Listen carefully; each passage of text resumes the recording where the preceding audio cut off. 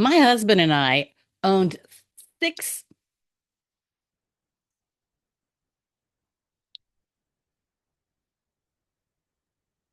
My husband and I owned six rental properties. It was our investment for the future. And at this time, we had gone over and we were cleaning up a rental property. And let me tell you, people don't take care of their property the same way as if they own it. So, oh yeah, let's start again.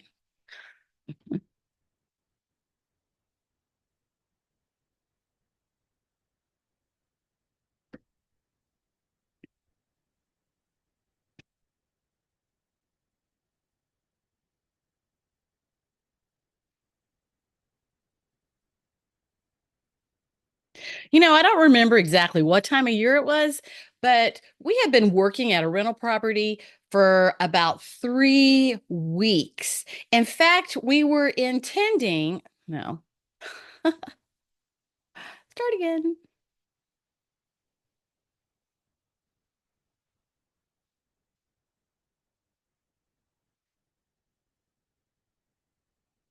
My husband and I had been working at a rental property, for about 3 weeks. When we went into that house to clean it up, repaint, clean the carpets, and do all that stuff I really love doing, that house had dark paint on the walls. We have a standard that we stick to because we have six properties and we have a standard we stick to, and that is the neutral paint that we put on has to stay on there because, years ago when we first started with our rental properties, people were moving in and out. Sometimes it would be 6 months, and you would think, how in the world do they get the walls that dirty in 6 months?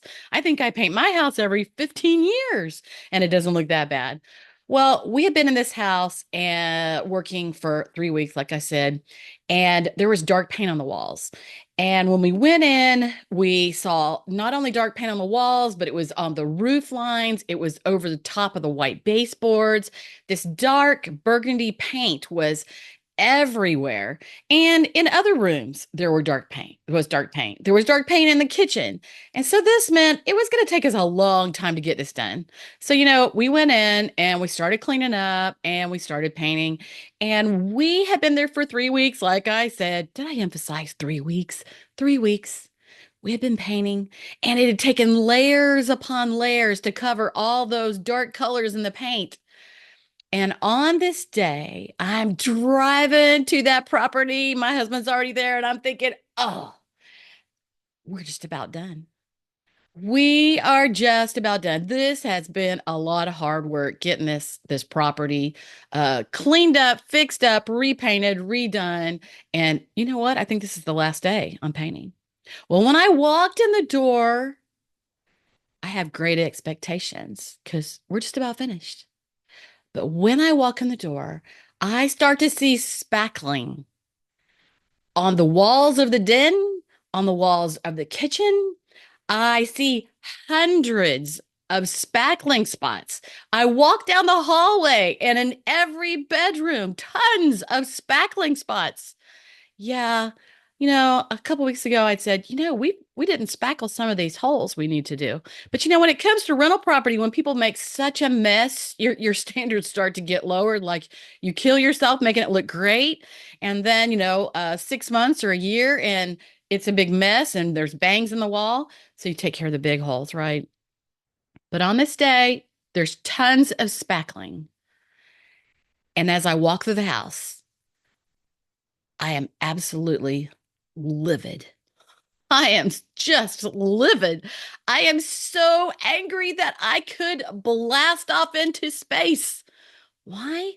Because it's the last day. We're about to be finished painting. And my husband has spackled everything. That means you have to spackle, then you have to sand it, and then you have to paint it again. Oh my gosh. I think through all my years of marriage, 45 of them, I don't think I've ever been that mad before. And what was the problem? The problem was we were not clear, concise, and courteous. And that's what we're talking about today. We weren't clear. I mean, I would think I was clear, like we're about finished painting, so it's done, right?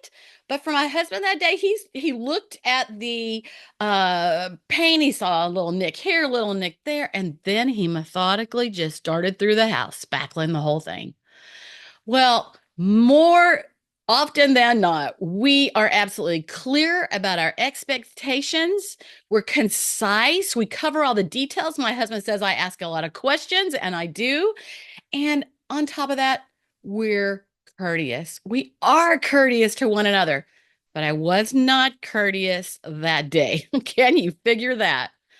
Well, we're going to look at three things. Being clear is expressing all the facts.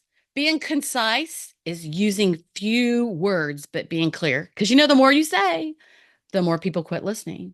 And being courteous, that means polite and respectful. And these are types of communication. Communication is what I do because every single day you are communicating with your spouse.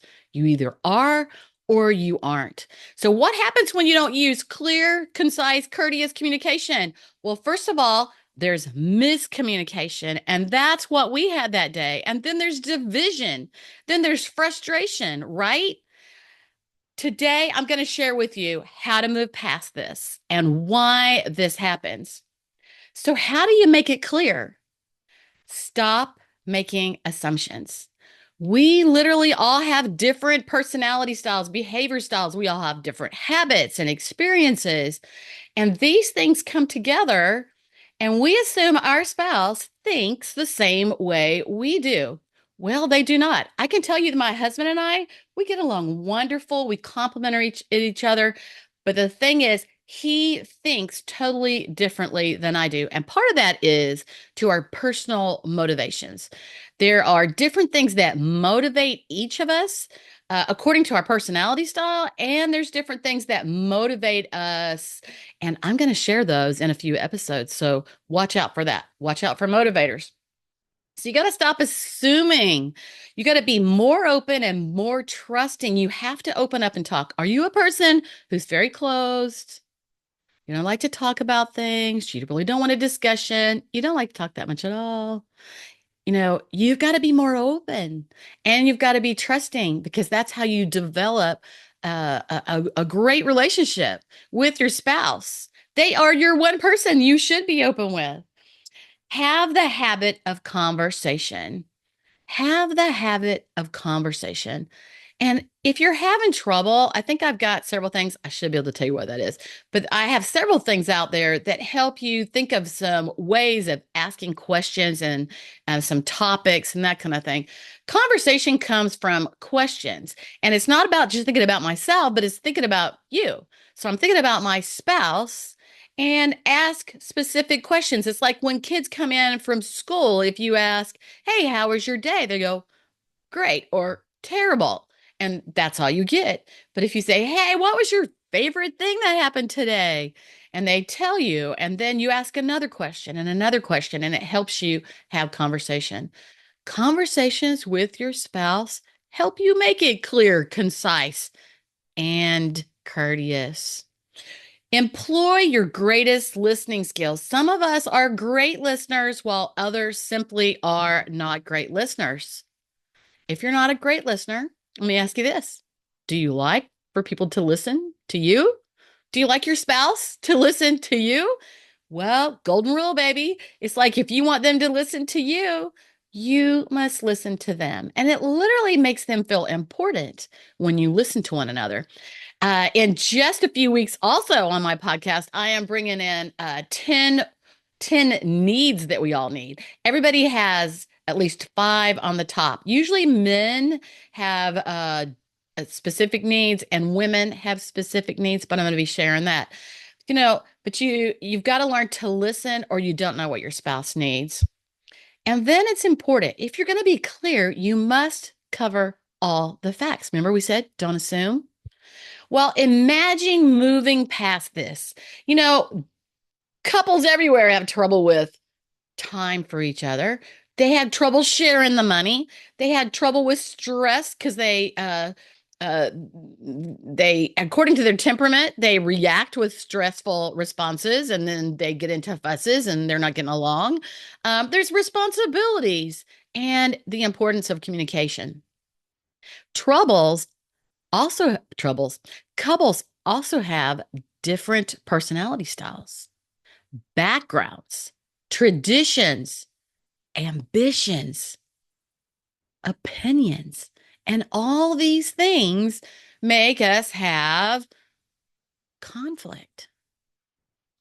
I have a personal assessment. It's called communication and behavior assessment. I also call this personalities. It is a $79 assessment that's about $35. That is about 35 pages and tells you all about you. When you start to learn why people think, act, and respond the way they do, not just people, yourself, then you start to understand your spouse. And then that cuts down on the conflict. You can look that up. It's theextraordinarymarriage.com/one. You'll be able to find that assessment. That assessment plus a workshop that I have is tremendous in helping you keep down the conflict with your spouse. So, how do you make it concise? Stop beating around the bush and get to the point. Are you a person who really doesn't like conflict? So you like beat around the bush to the point where they literally don't know what you said, or they don't even know there was a problem because you maybe don't raise your voice at all. And maybe you don't have a lot of expression on your face. So you beat around the bush and your spouse doesn't even know there's a problem. You've got to be concise. So when I was learning to write, I had to learn to drop certain words that weren't needed whenever I was writing, copy for things like this. Some words don't matter. So we have to be concise. We have to think before we say it. Are we given all the facts? Is it clear? And you have to watch out for your own, like for me, if I start getting frustrated, I might get sarcastic. Concise is creating the picture of what you want them to know. Do you want them to know it in a positive way? Do you want them to know it in a negative way? And make it easy. Make sure you get to the point. How do you make it courteous? Well, for some of us, being courteous is easy because that's what we practice. I mean, I bet you practice that when you're at work, right? I bet you practice being courteous with your friends, right? Well, way too often at home, we let down our guard and we are whoever we are. What's in your heart? Are you thoughtful and kind? Do you think well of your spouse? How do you want to be treated? How do you make it courteous? Not accusing, not loud, not angry. I mean, what happens? If you're accusing someone and you're loud and you're angry, then I was just talking with a friend, and we were saying that, you know what? If our spouse gets accusing, loud, and angry, then we are going to get the same thing back, accusing, loud, and angry. But if they're conscientious and soft spoken and we can discuss it well. In fact, I realized this for myself. I am married to an easygoing man. So majority of the time, we don't have to raise our voices and get irritated with each other. But boy, buddy, if he gets irritated with me and he raises his voice, I have found that I start to raise mine too. And so I realized if I was married to somebody who did this all the time, we would probably have quite a lot of fights. And I would be looking for the course that I teach, which is Communication Secrets for Marriage. And I have a new one that's coming up in a few weeks, and it is Rediscovering Your Spouse, so that I could understand how to get along better with my spouse. So, yes, to be courteous, you want to be calm, you want to be listening, and you want to be caring. And that's what we want from our spouse. And so that's what we have to give. Now, why does this happen? Why is there conflict in marriage? Simply because our previous family life is one thing. Think about it. How did your parents talk to each other? How did your parents talk to you? Yeah, when we talk to our kids and we have to reprimand them sometimes, but typically, how do we talk to them? Usually, when everything is going well, is it respectfully? What I've found is when we come from a family that truly respects one another, our parents respected each other, they followed the golden rule, did to others as you want them to do to you. We treat other people that way. When we got married, we do that. But if you come from a family who's maybe there's been divorce, there's been alcoholism, there's been, one of the words I learned from one of my grandkids was the word gaslighting, where one parent gaslights the other and everything that's going on, they make out like the other one's got the problems. What kind of family do you come from? That's a big one because we carry that into our own relationships. The second one is the DNA of behavior styles. And I mentioned that earlier. Do you find that you are outgoing or are you reserved? Do you love to be around people and work with people all the time? Or had you rather be on a computer working on something without anyone else around? Well, these things pour into our marriage, and this makes up how we get along with our spouse, how we treat our spouse, what we expect in life, what we assume. What we assume. When I got married, I assumed my spouse would be the same as my family was. And thank the Lord he was. But way too often people get married and they don't get what they had when they were a kid. And so you want to pay attention to that. So your DNA of your behavior styles, and that's what I teach, and that's what that assessment was about that I talked about earlier. Um, and your previous family life, how you've lived, choices you made, all that kind of thing. I was thinking that was the end of that. All right. So clear, concise, and courteous. I'm Connie Durham with The Extraordinary Marriage. And if you want to be clear, concise, and courteous, everything starts with you. Everything starts with you.